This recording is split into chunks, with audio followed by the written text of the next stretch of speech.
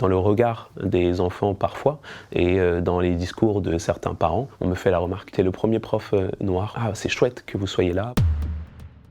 Quand j'y pense maintenant, je me dis que lorsque j'étais enfant, j'avais pas beaucoup de représentativité autour de moi. C'est-à-dire qu'il n'y avait pas beaucoup de personnes ou de personnages auxquels je pouvais m'identifier. Et dans les dessins animés, je retrouvais pas. Je ne me retrouvais pas. J'ai grandi en regardant par exemple des dessins animés, des mangas comme Dragon Ball, Dragon Ball Z, et puis j'avais tendance à m'identifier aux personnages principaux, c'est-à-dire à Goku et sa famille. Et lorsqu'ils sont vraiment en colère, ils changent tout autour. Ils sont bruns à la base et ils deviennent blonds, leurs yeux changent de couleur, ils deviennent verts. Et moi, lorsque j'étais petit, c'est vrai, je voulais être blond aux yeux verts aussi. Et je voulais même avoir un autre prénom. Je pense que consciemment ou inconsciemment, ça a joué. En grandissant, je voulais, comme beaucoup de jeunes garçons, je pense, devenir footballeur. Et puis aujourd'hui, je suis enseignant, je suis professeur, et c'était pas quelque chose que j'envisageais quand j'étais petit. Donc oui, je pense que si j'avais eu plutôt des enseignants qui me ressemblaient, peut-être que c'est une carrière que j'aurais pu envisager. C'est même sûr et certain, en réalité. Si tu ne sais pas que tu peux devenir avocat parce que tu n'as jamais vu de personnes qui te ressemblaient occuper cette profession-là, eh bien, tu n'envisages pas la possibilité, tu ne la vois pas. Si jamais aujourd'hui beaucoup de personnes pensent que les personnes noires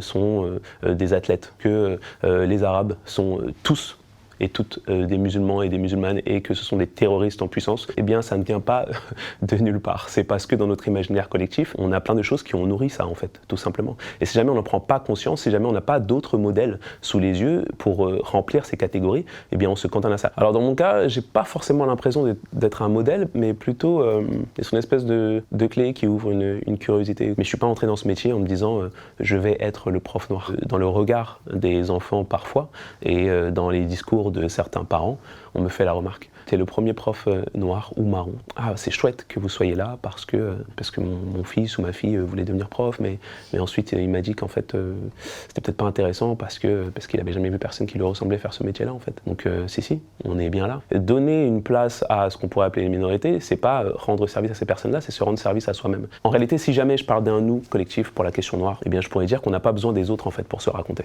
Lorsqu'on prend le temps de le faire, ça nous concerne, mais ça vous concerne aussi, parce que ça vous donne l'occasion d'entrer dans nos cercles. C'est qu'il n'est pas question, pour tout ce qui nous concerne la représentativité, de dire à certains « Oh, attention, c'est chasse gardée, vous n'avez pas le droit de nous représenter ». C'est plutôt de dire « Si jamais vous nous représentez, eh bien cessez de jouer avec les clichés. Représentez-nous dans toute la complexité de nos existences, pour qu'on cesse d'être emprisonné dans des imaginaires qui sont vraiment trop éloignés de la réalité et qui surtout ont des effets néfastes sur les petites têtes que moi je vois dans mes classes.